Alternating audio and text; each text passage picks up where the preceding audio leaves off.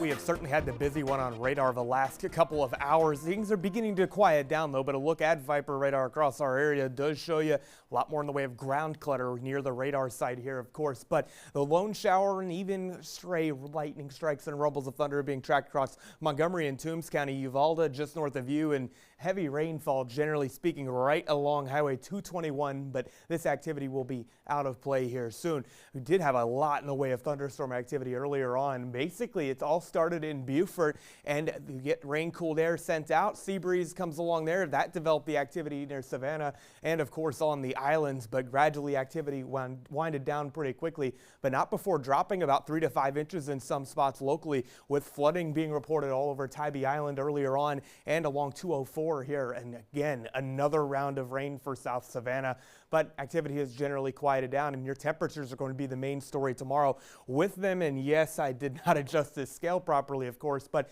you get the point. Upper 80s to low to mid 90s by the time you get deeper into the morning, into the early afternoon. That's going to feel like about 103 to 105 a majority of the day, with some spots feeling like 105 to 110. Heat advisory for Montgomery and Toombs County, and it's going to be one of those sweltering days in our area, of course. There's a developing area of low pressure off the southeast coast, and our rain chances will elevate as a result through portions of the week, but 20% odds of tropical development, but now those are all off to the west of our area as it will move into the Gulf possibly, but we still do need to keep an eye as there's a lot that can manifest over the next week with those features.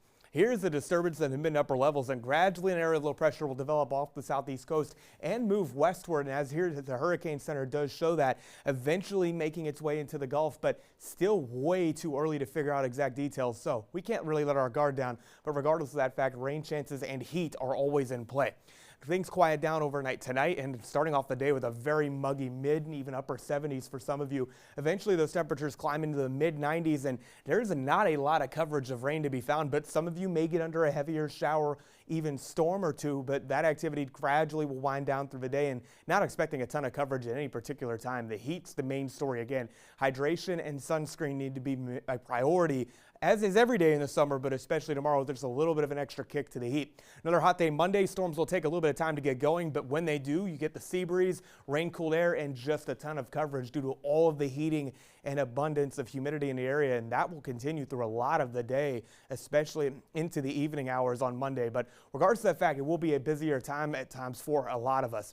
Lingering showers and storms do end up getting out of the picture, but mid 70s right along the immediate coast. Those will warm into the mid and even upper 90s tomorrow, with that heat advisory for Montgomery and Toombs County from 11 a.m. to 8 p.m. But regardless, that's how it should be treated for everybody, with just how much hotter it looks like it is going to be than average for the day tomorrow.